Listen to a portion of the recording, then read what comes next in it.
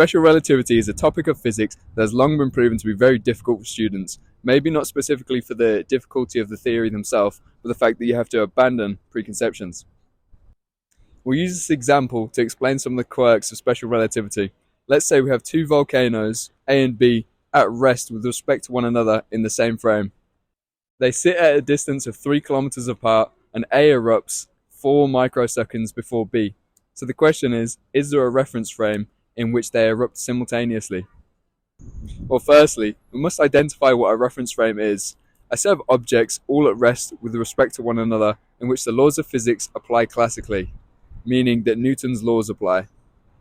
For this to be true, this means that the frames must not be accelerating, hence the word inertial, as this means that Newton's laws do not hold true.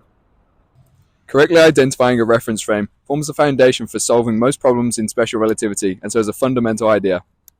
An event is something that can be linked directly to the reference frame in which it occurs. An event is something that happens at a specified location in a specified frame at a specified time. For example, the flash of a light bulb or the bang of a drum could both be an event as they happen at a specific location at a specific time. Now, it's better to think of time separations more in terms of spatial separations, so we can do this by thinking how far a light ray would travel in a given time. So for our example, we can work out that the light travels 1,200 meters in 4 microseconds, so we know that the events have a time separation of 1,200 meters. So now we have the foundations we need to understand the framing of the question. We need to find an observer that will see the events as being simultaneous.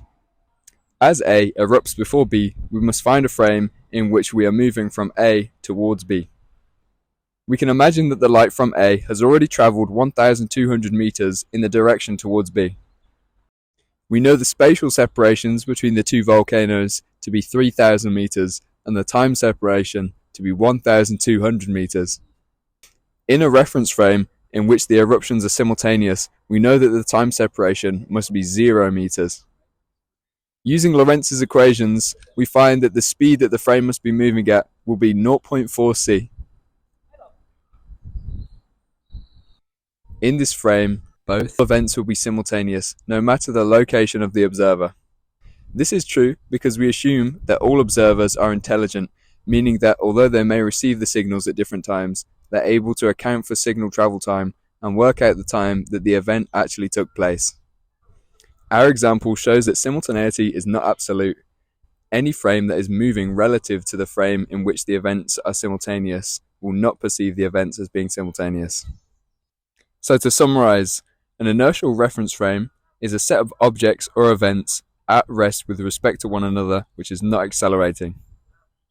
An event is something that can be measured and happens at a specific location in time and space. The time of an event is measured by the emission of the signal rather than the reception of the signal. And finally, the simultaneity of events is relative.